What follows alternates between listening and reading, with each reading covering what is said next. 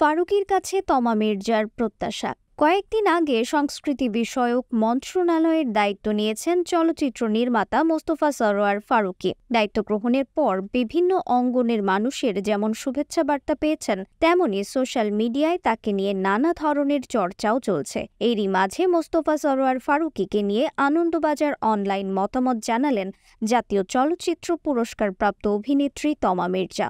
অভিনেত্রী তমা জানালেন, আমি রাজনীতি বুঝি না, বিষয়টি থেকে দূরে থাকতেই পছন্দ করি। তারপরও মনে হয় বিনোদন দুনিয়ার কোনো ব্যক্তি যদি বিষয়টি বোঝেন তাহলে তিনি যোগ দিতেই পারেন।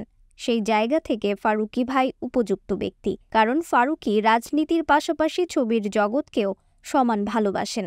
এই রকম কোনো মানুষ শাসন কার্যে যুক্ত হলে অবশ্যই তার থেকে বিনোদন দুনিয়ার বাকিদের প্রচ্ছন্ন প্রত্যাশা তৈরি হয়। ছাত্র আন্দোলন, শেখ হাসিনার পতন এবং নতুন অন্তর্বর্তী সরকার গঠন একের পর এক ঘটনায় ভারত বাংলাদেশের সাংস্কৃতিক আদান প্রদান থমকে গেছে। বাংলাদেশ থেকে ভারতে কাজ করা বা ভারত থেকে বাংলাদেশের ভিসা পেতে সমস্যা হচ্ছে। অভিনেতা বা পরিচালক, প্রযোজকদের সমস্যা হচ্ছে। সেই সমস্যা যেমন ঢাকার, তেমনি টলিউডেরও। ফারুকী কি সত্যিই উদ্যোগী হবেন এ বিষয়ে? সমস্যার বিষয়টি অস্বীকার করেননি অভিনেত্রী তমা মির্জা। এ প্রসঙ্গে তার ভাষ্য, ভিসা জটিলতায় আমি নিজেও ভুগছি। সবসময় কাজের জন্যই যে পাশের দেশে যেতে হবে এমন কথা নেই। ভারতেও অনেক বন্ধু শুভাকাঙ্ক্ষী আছেন, ইচ্ছে করে তারা আসুন বা আমরা তাদের কাছে যাই। এই জায়গাটা অনেক দিন ধরেই বন্ধ।